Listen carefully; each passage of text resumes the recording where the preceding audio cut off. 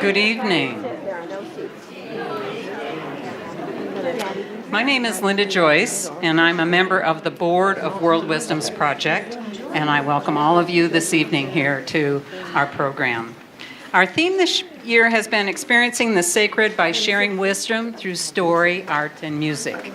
And tonight the program's entitled Metaphors, Sources of Limitation or Tools of Liberations.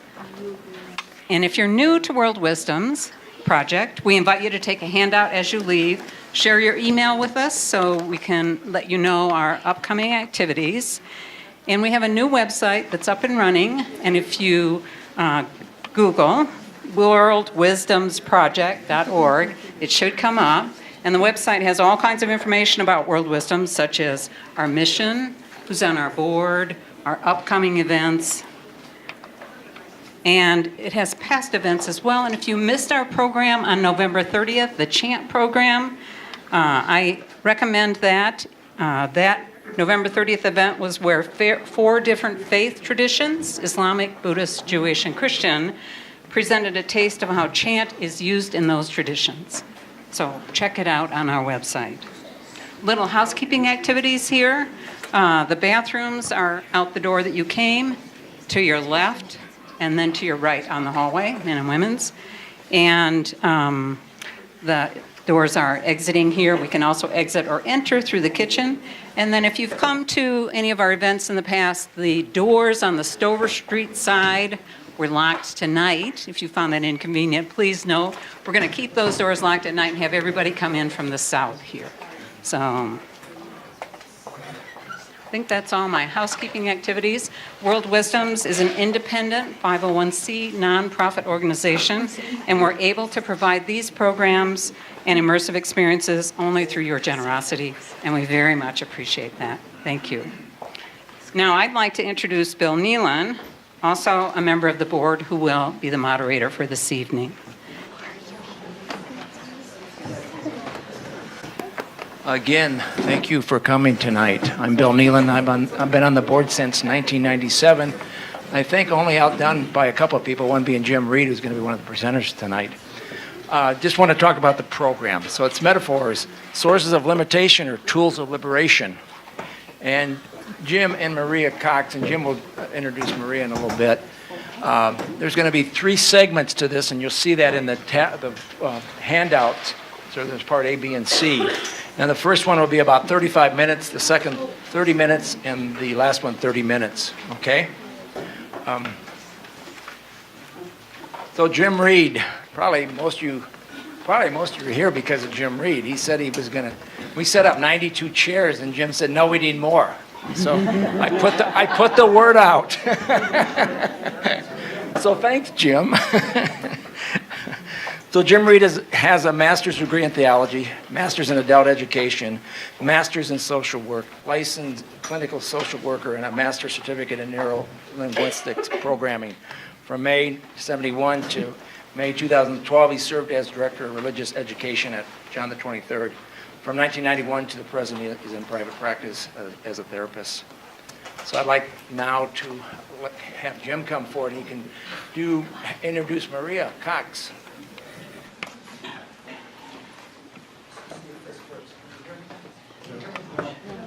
No.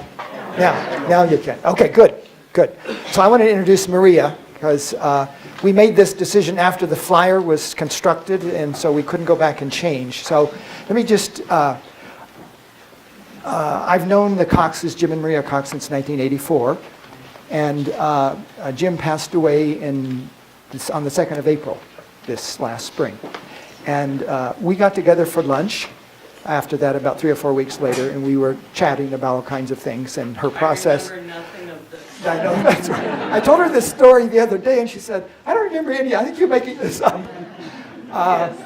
So mostly I wanted to listen because she was going through this huge process and continues to do that, of course. And then at the end, she turned to me and said, so what's up with you? What are you thinking about? And I said, I'm thinking a lot about metaphors and the power of metaphors and how interesting they are. And then that generated a conversation which she can't remember. But we continued the conversation in all these intervening months, actually. We've been talking about this. And after the flyer, I was kind of inspired. I was a late comer to this, but I thought would be a lot more fun if I did it with her, and I think you'll have a lot more fun because she's here too.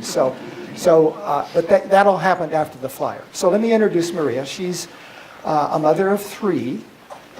She's had many careers. She started off in Catholic campus ministry for a few years, and then became a massage therapist. And how long did you do that? 15. 15 years, until her body wouldn't cooperate anymore. And then she became chaplain at the hospice program for 11. And then she spent 4.5 years in McKee Medical as a chaplain in the hospital. And now she's been at PBH for 1.5 years. So she has a lot of wisdom and expertise to bring to this conversation with us tonight. So we're really happy to do this together. Okay, I think that's okay. We're going to get our I'm supposed to tell you to stand, but you're standing. I know. These are the speakers, Right. okay?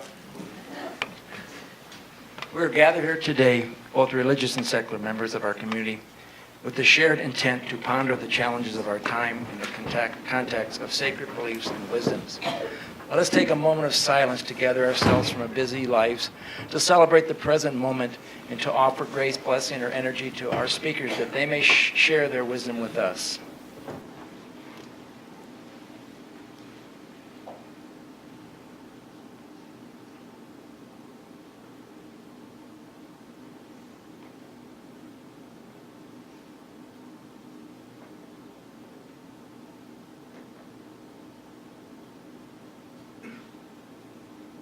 Jim asked me to ask for a special blessing for Father Joseph, the abbot from Snowmass. He's having surgery tomorrow, so let's take a moment.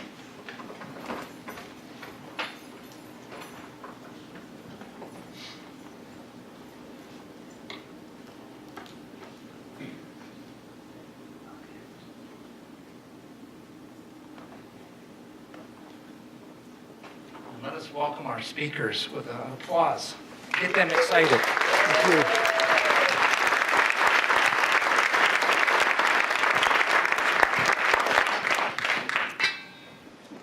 Okay, so we heard that the year-long theme is sharing wisdom through music, story, and art.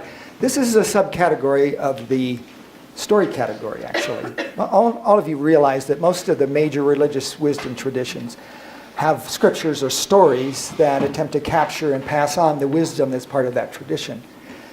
But we also, everyone in this room and every human being is a storyteller themselves. Because as we go through life, we're constantly creating and recreating a personal narrative out of which we're living, basically, consciously and unconsciously. And that narrative inside of us and the meaning and beliefs around it takes an iconic form in a metaphor. So it gets kind of collapsed and summarized as a metaphor that's inside of us, but we live out of, actually, all the time. And so tonight, we're going to explore that world and the power of those metaphors. That's sort of where our focus is. So I want to just jump right into the metaphor thing and have you do a little engagement with it. There are 2, and they're on your sheet. There are 2, I'm going to give you 2 contrasting metaphors. The first metaphor is someone that I've known for about 5 years who shared this with me. And he said, my life for me is an obstacle course. So that's metaphor number 1. Life is an obstacle course. Metaphor number 2 is everything is always working out for me.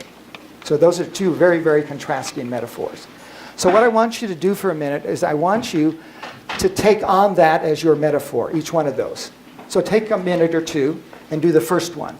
If you're living out of the metaphor of life as an obstacle course, just enter into that, kind of try to experience it vicariously. And as you're doing that, I want you to jot down 3 or 4 descriptive words of what is life like when life is an obstacle course. Can you do that for me? It's right on your sheet. There's a space right there on the front, very first page, right there. There's a place that you can just, right next to the metaphors, just jot down, get into it first, and then just jot down some descriptive words of what's life like when life is an obstacle course.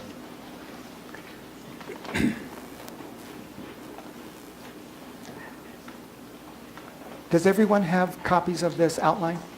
Did you guys in the back get them too? Okay.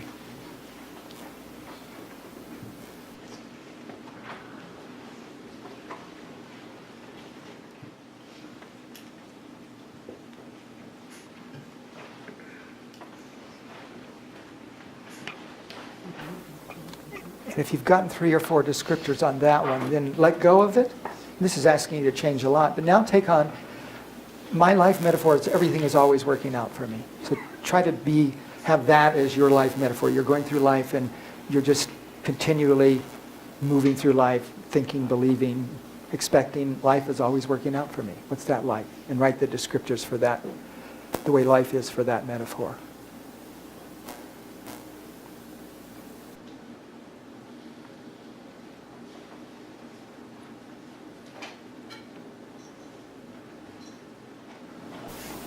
Okay, let's have a few volunteers just share some of the description. So when life is an obstacle course, just shout out some descriptive words. Adventurous? Life is an obstacle course? Okay. Drudgery. Sometimes lonely. Oh, yeah. Lonely? Yes. Yes, you are. Good, thank you. I knew we were going to be a good team. And you write bigger than I do, too. Drudgery. Difficult.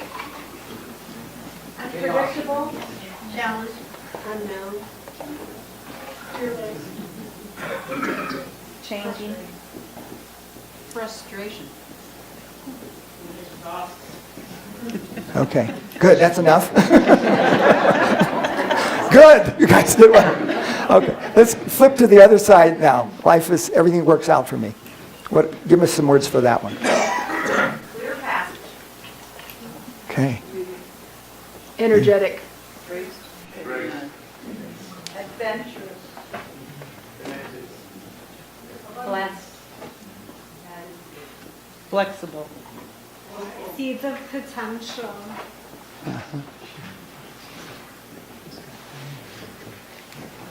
okay. What were some of those ones I missed? Grace. Grace.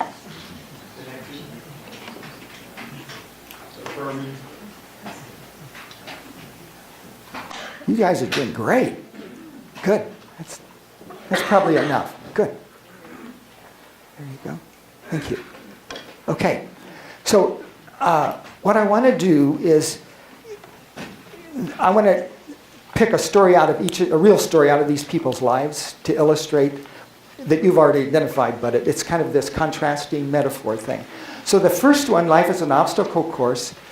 This is a mid-60s years old guy, retired, working a part-time job, 20 hours a week at a family business, small family business. And he told me this story. He said it was a day in late fall that was kind of a blustery day, and a lot of leaves had blown into the alcove of the entrance to the business. So their leaves had gathered in there, and people had dragged them in on their feet. So the entrance was all cluttered with leaves too. So it's 5 o'clock, he's getting ready to go home, and he looks at this thing because he's going out that door, and he has this moment of inspiration of, I should stop and clean up this. And then his metaphor kicks in.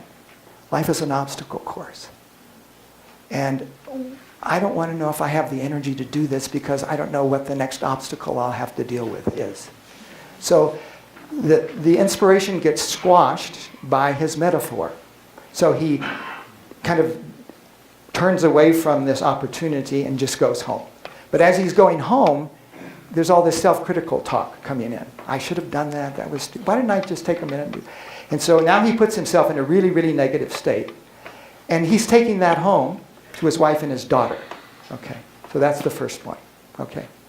Second one is a professional woman in her 60s also, who does public workshops all over the country. And she had just completed a workshop on the East Coast. And she and her female ad man, were headed home. They had gone to the airport to catch the plane.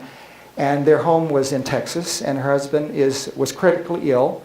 And she was just really excited to get home and see him. Okay. So they get to the airport, and their flight is canceled. So could have been a big negative. And she's sitting there and thinking, well, everything always works out for me, so I'm just really excited to see what the positive thing that's going to come out of this experience is. And they get another plane an hour later, and she and her ad man aboard the plane, and their female flight attendant is better than most professional comedians. She is a kick. And she has them laughing and just having a hilarious time for the 2 or 3 hours. They laugh the whole way home. Best flight that she's ever had. Okay. So those are the two now I'm going to flip it over. So life is an obstacle course guy goes to the airport, his flight is canceled. Okay. And of course it brings up that my life is crap. It's always an obstacle. It's always an obstacle. Nothing ever works out for me. And he gets his plane an hour later. That same flight attendant, who is funny, lighthearted, jovial, a great personality. But if you're in a negative state, that's really irritating, right? Isn't it really irritating? Okay. So, now the 60-year-old woman is working at the store. So she encounters the same leave mess. Okay. And she looks at it, and this thing, life is always working out for me. So life is easy and abundant. I have a lot of help. And I think I'll just take 10 minutes and clean this up. So she does that. And then she pauses for a minute and looks at it and really appreciates it and said, this looks so much better. I feel so much better just looking at this. And then she thinks, and all the customers coming in, they're going to have a much better experience. The guy I work for, I've just given him a nice gift. And so she leaves and goes home on a flow of this positive stuff, stream. Does that make sense to you? So that's the way these metaphors work, okay?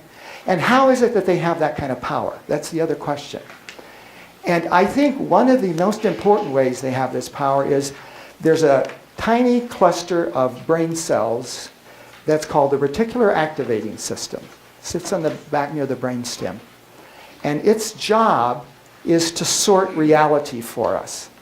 Its job is to decide what it's going to let into our conscious awareness and what it's going to push into the unconscious. Okay?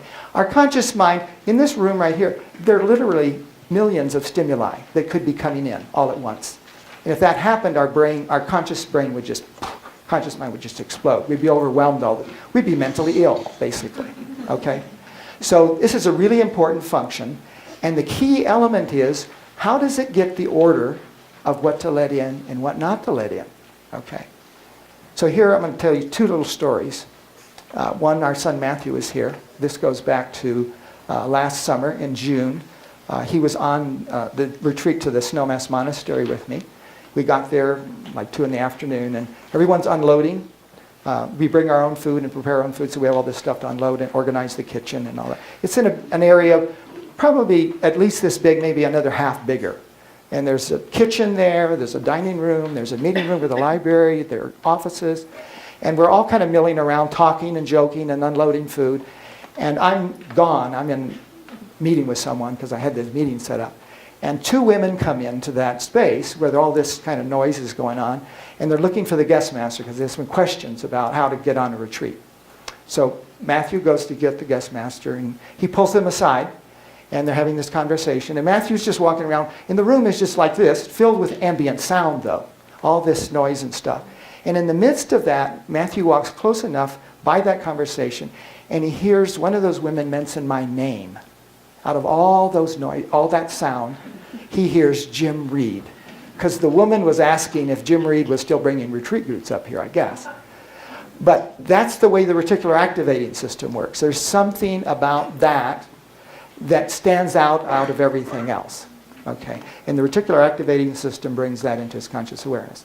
Another common story with this is, in 2009, I bought a red RAV4. I had never noticed red RAV4s before. Just cars. I bought a red RAV4.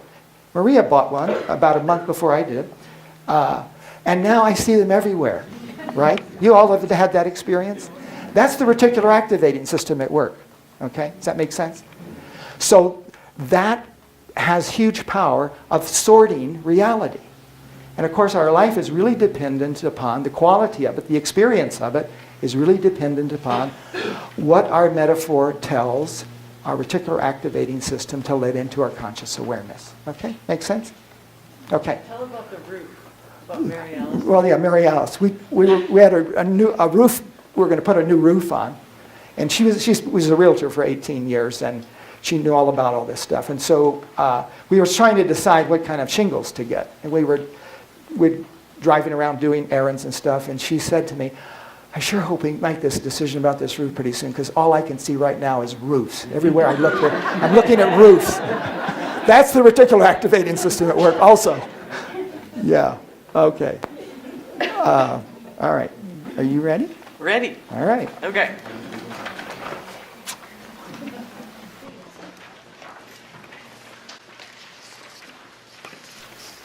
Am I in your way? I'm gonna No, move- I don't think so. Am I in your way? I'm going to move over, I think. I want to, can you hear me? It feels like it's so far away from my big mouth. Huh?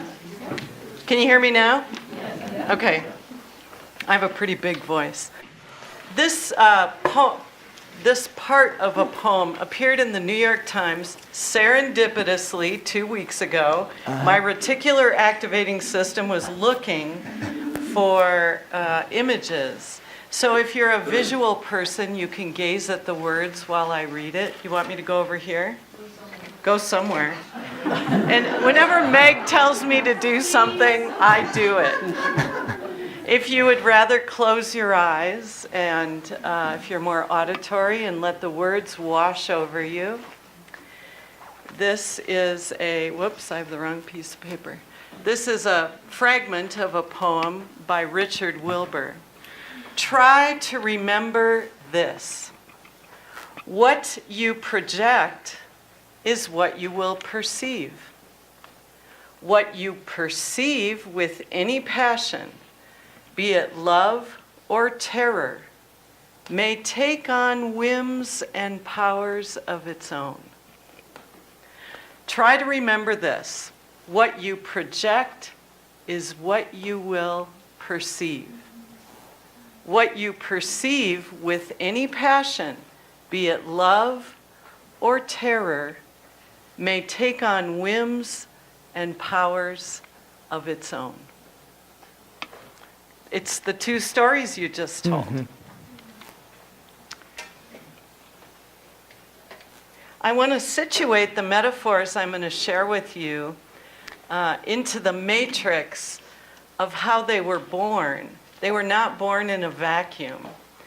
They were born in my connections with so many of you. They were born in the matrix of my soul pod, as Jim used to call us, my family, Maddie's here, and many of you who have soul walked with me and with us for many, many years, but especially in the last year. So I wonder if someone would ever do a research project. The richer the soul pod, the better the metaphor, because I think that's what happened to me. Mm-hmm. About 10 months ago, Jim died, and I became a widow. And Kathy Walter notwithstanding, because she is the sassiest widow any of us knows. Do you know Kathy Walter?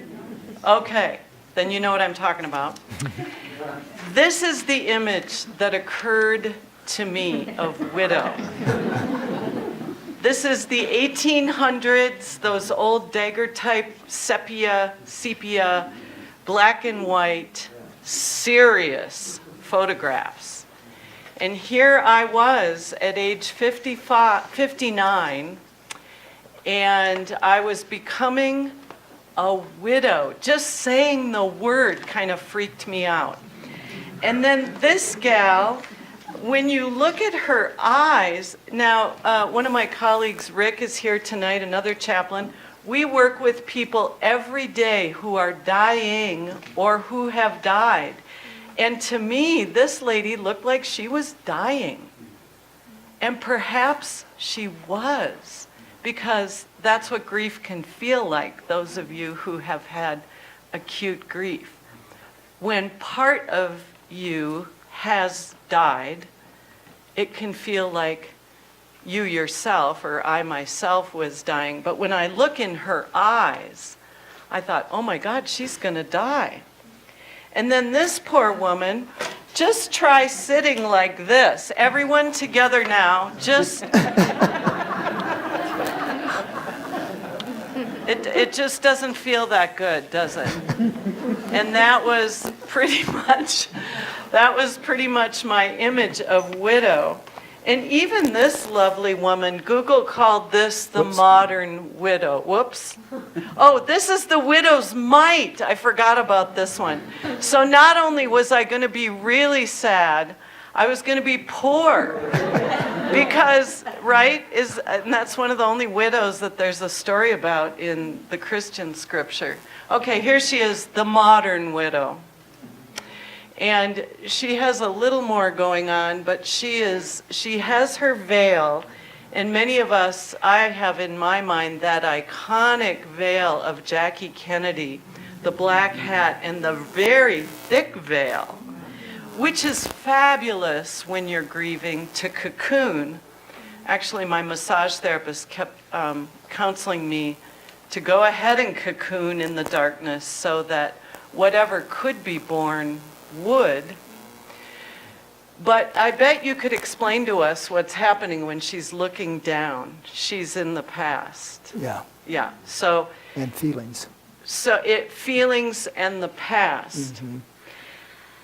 Because so much of this is a blur, I wish I could remember exactly when the new metaphor came. I think it was in a phone call to my chaplain, Brenda, where it became clear that one letter was going to be added to the word widow, and that I couldn't find a way to inhabit widow, but suddenly with the letter N, I knew I could become a window.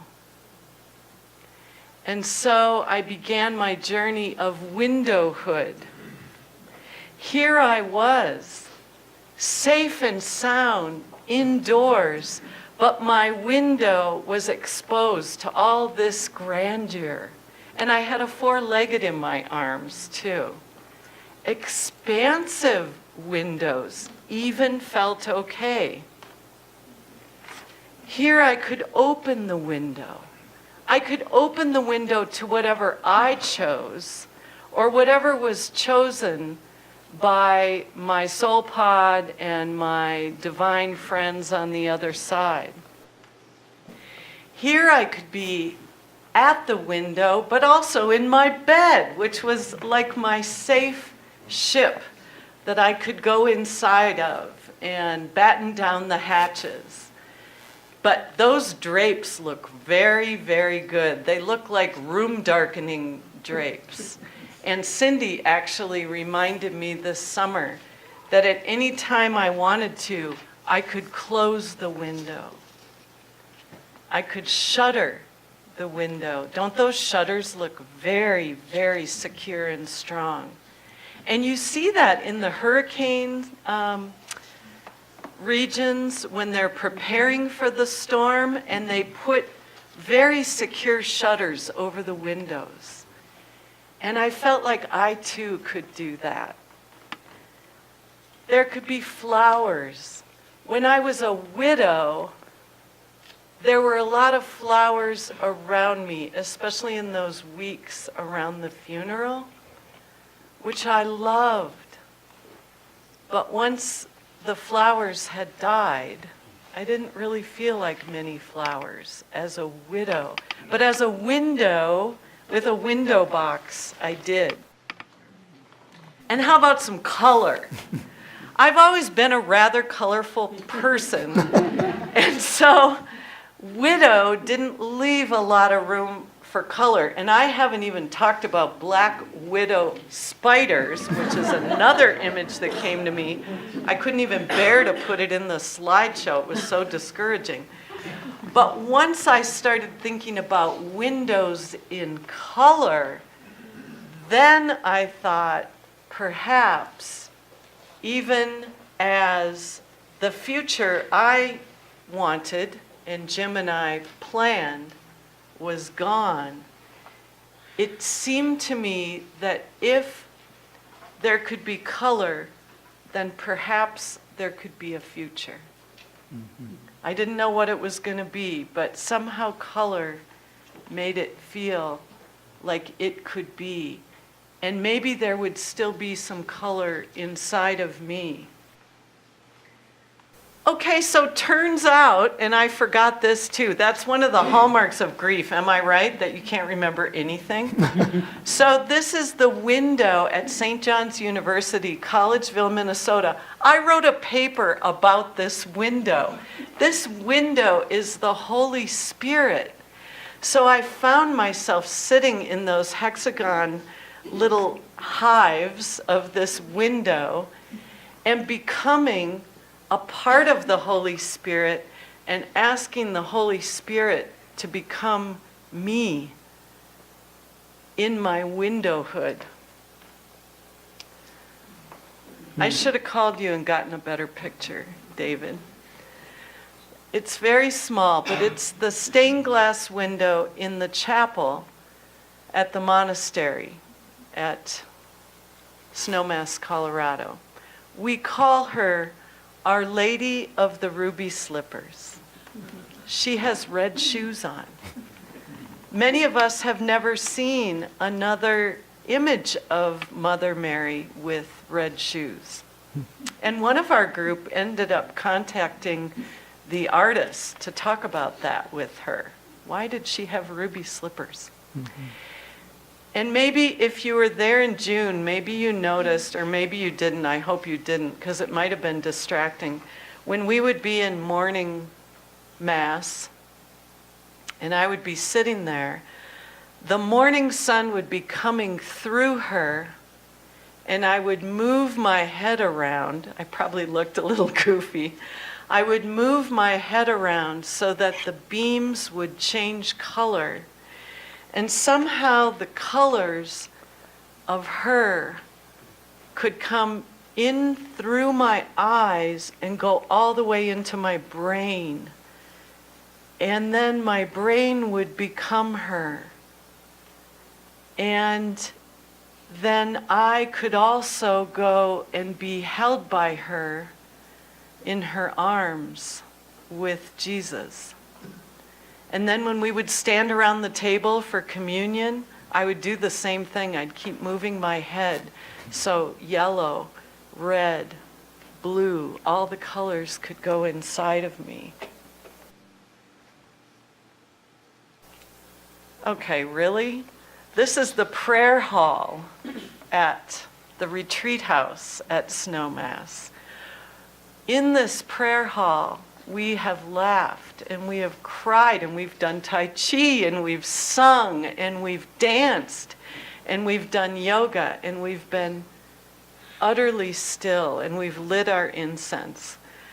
And to be that window reflecting on one side the sacred mountain, Sopris, and on the other side all of us, well, that was a window that I wanted to be. And of course, I don't know if this is Bernard. I want it to be Bernard. This is one of the hermitages at the monastery. I could be a window in a hermitage. I could be a hermit window with all of that grandeur around me. I got so excited about this metaphor that I called this company and asked them to come and wash my windows. And I'm sure that these guys, they kept looking at me as I was walking around taking pictures of them. But I just got so excited about the idea, and this is about 9 months in, that I was going to invite a bath or a baptism of myself, of my windowhood. And so look, he climbed all the way up to the top windows. And then this is my favorite picture of the window washers. This is inside the house. He got a ladder and he climbed all the way up into one of my windows. One of my windows that maybe I don't think about very often, but it's always letting in either sunlight or starlight or moonlight or snowlight or rainlight. And he went up there and cleaned. And I remember, these guys probably thought I was a nut job. We live really close to Mountain Crest, which is handy in case I have to make a quick visit. And I bet these guys were thinking, wow, she's really up to something. But I just loved watching them. And they actually, probably because I was there watching them, they worked in silence. Maybe if the owner isn't home, they turn on music or something. But they worked in total silence.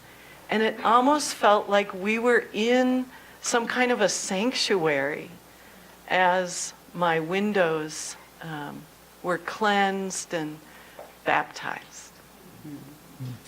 So that was, and I am still in my widowhood, of course.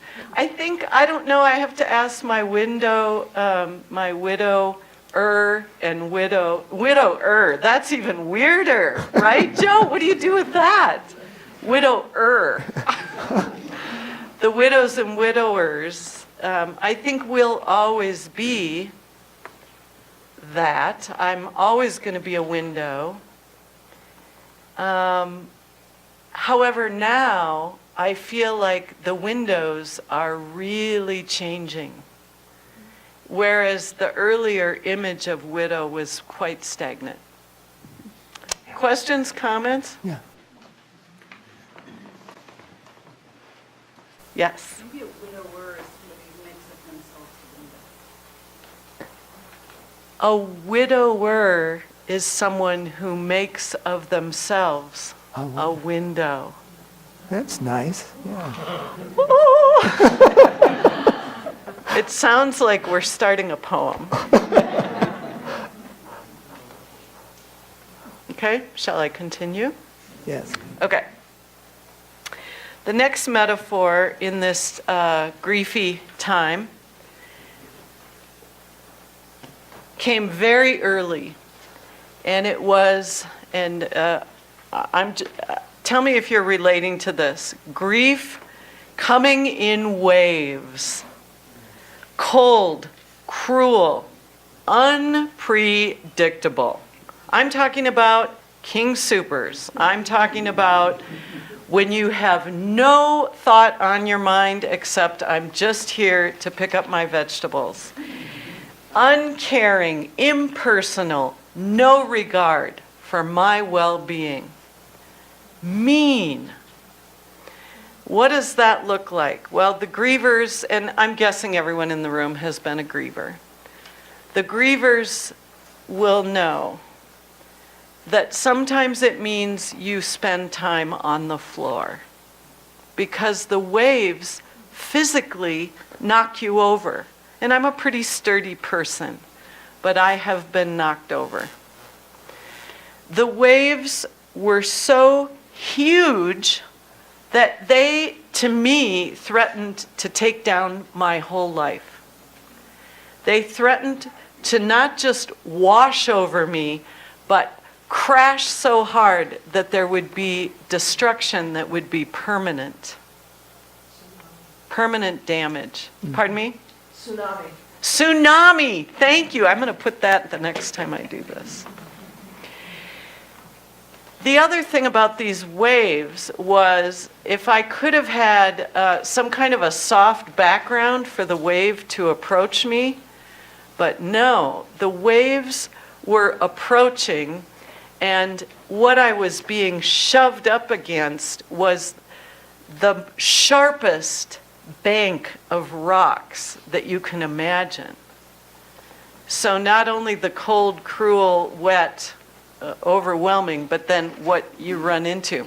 Is anyone relating to this? Okay. It seemed that I could barely recover sometimes from one wave and another one would come. And that was the impersonal part, where you'd say, okay, give me a break. Just can I have a day off from this? And there didn't seem to be any breaks. The other thing was I was never sure which direction the waves were going to come from and which direction they were going to take me. Because as you know, if you've ever been in the ocean, sometimes the wave will come and all of a sudden it takes you back out with it. And there you are in the middle of nowhere with nothing to hold on to. Well, you can imagine I wasn't getting too far. I was really struggling, and I felt like the meanness and impersonalness of it was the hardest part. And so, because we'd been talking about metaphors, I consciously started longing for something better, because this was doing me in. And I had some grief buddies on the journey to be able to share with, and certainly the metaphor didn't change how much grief hurt, but it gave me a different way to approach it. So I'm going to do that quote. Who knows who said this first? When you change the way you look at things, the things you look at change. Let's say it together. When you change the way you look at things, the things you look at change. Okay? So that's what I was looking for. And here's what happened. And again, organically this came up. I didn't read about it in a book, or it just came up. Grief as a beloved teacher, with only healing and a beautiful future in mind for me, the teacher employs love and wisdom for my growth. Now, I'm talking about the kind of teacher, see if you can go back and back and back, the kind of teacher that was not the easy A. The kind of teacher that you were willing, and I was willing, I know in some of these examples, to stay up all night, for nights, working on projects and papers. I was so enamored of my teachers that I would do anything to be able to receive the wisdom and grow the wisdom that I thought might be possible with them. My first and primary teacher of pastoral care, Tim Power, may he be joyful in heaven tonight. And I want to say the summer of 16 was not good for a lot of us who lost a lot of teachers.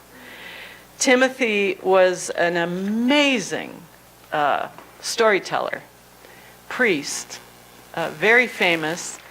And if there's any pastoral care that I'm able to do with any grace today, it's because of Timothy being my teacher. Here he is, about a year before he died, preaching, telling a story at the cathedral in Minneapolis. And Jim and I got to sit with him before he left his body, and he was still telling stories. Here's another one some of you met years ago, Sister Shawn. She was undergrad theology prof, head of the department. I worked harder in that class than any other undergrad class because just being in her presence evoked and helped me imagine for myself all kinds of learning that could happen. How about this guy? This is Theophane, the monk, as he is known, and he was our retreat master in the early years at the monastery. And he would scramble our brains, and he would tell parables and koans, and he was a rascal, and he gave us our sacred name, the Holy Riff Raff. If I have any theological bearing in my work, it's because of Sister Shawn and our beloved Joachim, beloved teacher. How about this teacher? Thank you, teacher. I've worked very hard Yes. in my lessons with you. Here's another teacher about death, and who has been actually a teacher with me as I have worked with families who are experiencing suicide. This is my youngest brother, Mike, who took his own life 11 years ago. And in this grief, Mike became a beloved teacher, not in words, but in silence. He had been coming to me over the years. We'd touched base, especially when I had patients and families. But now, he just sat right down and with a presence that I now understand all that he knows, he knew. He knew. Okay, and then Catholicism as a gateway drug to being able to connect with other beings. There is no better gateway drug than Catholicism. How about all my angels? Especially when I'm feeling incredibly vulnerable. Michelle Dupree, a spiritual guide in town, had described for me once a guy who's like this, very, very big. And he came and advised me. And the great rabbi teacher, to be able to put my cheek against his chest and hear his heartbeat, which could instruct me, his lips against my head, his hand. His teachings came without words. His teachings are not easy. Our resident today, Joshua, said, well, the whole reason I'm doing this is because of Jesus. And he goes, have you ever read some of the stuff he said? It's preposterous. And truly. And then he would sit with me. And then this image from Shiloh, Aletheia introduced me to her years ago. Do you remember her at Alethea's wedding? Yeah. I do. This image is called Queen of the Cosmos. And down in the corner it says, I have always been with you.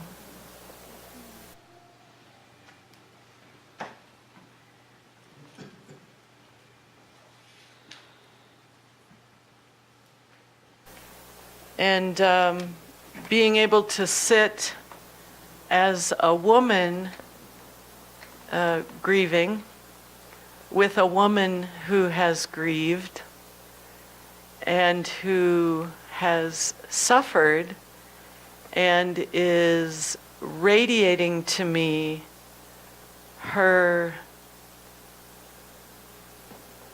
depth of wisdom and serenity. So then when I was on the floor experiencing that grief, just as intense as when it was a wave, the way it shifted was my saying, I know you're loving me even now. I know you're not leaving me even now. And when I would call out for help, I had faces to call out to instead of a mean wave.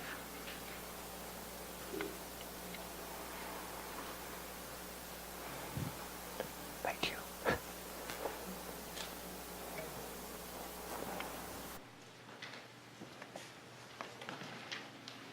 I think I'm still on. I don't know how. We want you to do a little work for yourselves, though. So on your sheet, there's a section on the second page. I think it starts on the second page, yes. for you to pick a metaphor in your own life. Maybe it's one that you're really excited about and you want to just dive into something positive. Maybe it's one that's troublesome to you. It's controlling some part of your life where the experience is not very good and you're very satisfying, and you'd like to work on changing it. But I'd like you just to take, and we've written out some just common life metaphors, just to stimulate your thinking. You can look at those for a few moments. And then I want you to write for a few minutes, like 5 minutes or so. And then we'll just have you sit in groups of 3 and just share some of the thought and some of the writing with each other for a few moments. Just pick one metaphor, yeah, that you want to just jot some thoughts down. It's something that you might want to work on more later, perhaps, too.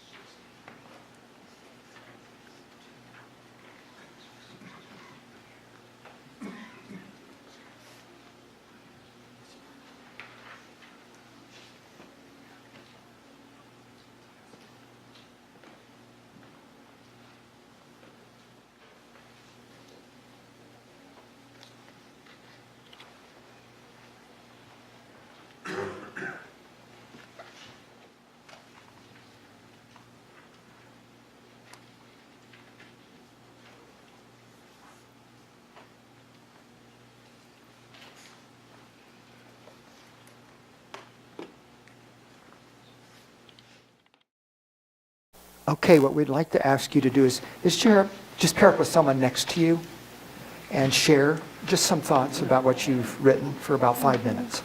Okay, can you do that?